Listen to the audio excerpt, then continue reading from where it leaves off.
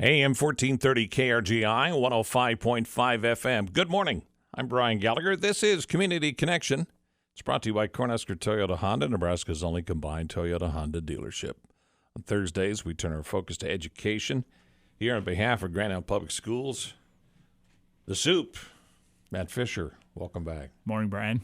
He is out enjoying the weather this morning. For those of you who know Matt, you know how he's enjoying the weather. We'll just leave it at that.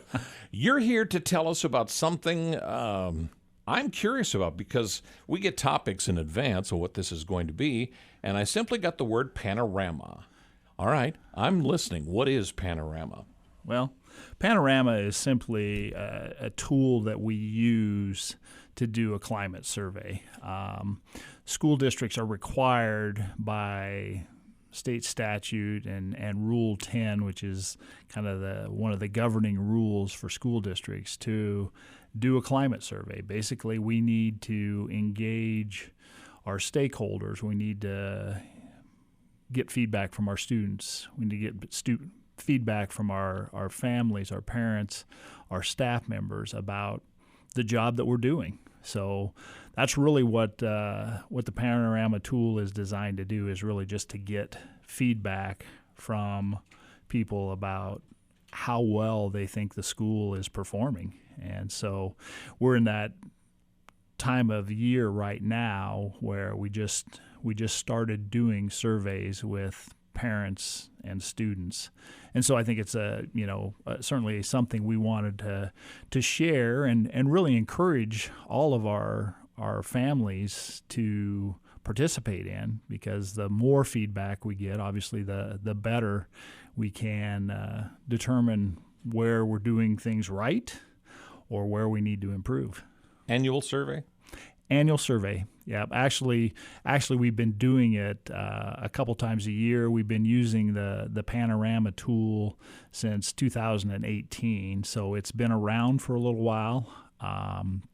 And again, we've wanted to use the same tool because then you get consistent results, and you can look at, okay, a year ago this was an issue.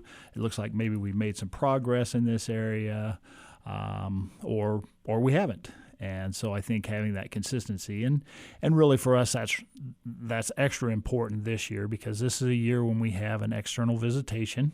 That's another one of those parts of state mandates that every school district has to go through. Every 5 years you have to bring in a team from outside the district to take a look at what you're doing. And one of the things that team will definitely be looking at is, okay, what have you been doing for school climate? What surveys have you been using, and are you making progress in the areas that your stakeholders are identifying that you should be making progress in? What are you doing well? What are you not doing so well? So if the survey has been going on for a few years, you have a cycle. You have a series of results that you can expect. How long does it typically take to get the data you need to be able to submit to meet your needs? Well, I think obviously if you did it one time, you'd get some data that you probably would want to look at and analyze and think about. But to really get data to know, okay, we're getting better in this area, I think you've got to have 3 to 4 years of data to really be able to say, yeah, this was an issue. We've taken these steps to get better in that area, and the surveys are now telling us that, yes, we're better in that area. So it does take a little time. So you are seeing trends, though. Yeah, certainly there's places where we see trends and things that we're getting better at. I think there's also trends where we see maybe we still aren't where we need to be, and we want to keep working in that area. Is this a survey that is open to every constituent inside the school system? Inside the school system, yes. It is. We send a link out to all of our families, 3rd through 12th grade students will have the opportunity to complete the survey. They also have the opportunity to opt out. If a family doesn't want their child to participate in the survey, they have that option to opt out of it. And then we also send that information out to all of the parents so that they have the chance to complete the survey as well. And then we do surveys also with our staff members. When you interview staff, is there an allotment, or is there an invitation that goes out to certain departments and a percentage thereof, or is it open to all? We do it with everyone. And again, we're not going to get a return from everyone. It's an optional thing. No one has to complete the survey. So we make it available to all of our staff members, and then we hope for a large return, and really the same thing with parents and students. We're hoping that a lot of people will complete it, because the more returns we get, the more accurate the data probably is. Matt Fisher is the interim superintendent for Grand Island Public Schools. We're talking about the panorama research that is ongoing. On this wave now, is this going to never end, or is there a stopping point where you say, okay, let's gather the data, measure what we've got, and get ready for the next phase? Well, I think really having this external visitation this year is one of those times when you really do gather all your data and really take a hard look at it and see, where are we getting better? Where are things that we've done that maybe, we put some real emphasis on this, and it's now where we want it to be. Now let's look at some of the other things that maybe need some attention. And so I think when we do that external visit, which will be in January or February of this year, I think that's a time when we really do go back, and the people that come in will give us some of that feedback. They will say, here are things that you really need to take a look at. They'll also say, here are things that are going really well. And so I think that really does help us reset that clock. And the reality is we've been using Panorama. It's a tool. We had some discussion with our board this fall about whether this is a tool that we want to continue to use, or do we need to look at something else. Ultimately, we decided, because we have this external visitation this year, that we wanted to make sure that we had consistent data.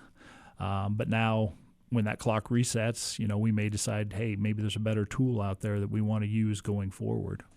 The team that comes in to do the external visitation, is that a group of educators? Is it a committee? Is it a company? Who will come to do that evaluation? It's a group of educators. We will identify and invite a group from across the state. Now, the state appoints someone to lead that team, but then we get input on who would be a part of the team, and basically we would say, here are some people that we'd like to include, and then the team leader would say, yes, those people fit our criteria that we want you to have on that external team. But it'll typically be educators from other districts across the state. And in Nebraska, there's such a difference in the size of schools, too. I think that's going to have a direct bearing on who should or could be involved in that effort. Yes, it certainly does. Obviously we're going to want to try and identify people that, are going to be familiar with some of the challenges that we face as a school district. And so we want some of that similarity, but then at the same time, you also like to have some different perspective brought in too, that would say, hey, here's how this might work if you consider these different variables. So it's always it really is a good learning experience. It's a lot of work, a lot of effort from a lot of our school people that will go into that, but in the end, I think there's some good value that comes out of those external visits. All right, if we have tripped the trigger of someone who maybe heard about this, has not made their decision yet, or suddenly is motivated to participate, how can they find out more? Well, I think certainly they can reach out to our district office. If they have a child in school, then probably the best place for them to go is just to talk to the school administrator at the building that their child is attending.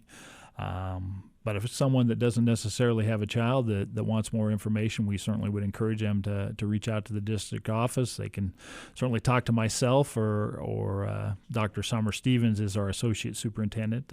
This is kind of one of the things that falls in her role. Jennifer Worthington also works closely with the survey data. So those would be people that they could definitely have a conversation with around this. So the effort to find out more information is called Panorama. It is underway, and they are gathering information. You can contact the school system directly in the Neal building. I'm sure there's more at gips.org. Yep. A lot of ways to find out more, but they do want to hear and know and learn and continue to look at ways to improve. So, Matt Fisher, Interim Superintendent for Grand Island Public Schools, always a pleasure. Thanks, Brian. Good morning from AM 1430 KRGI 105.5 FM.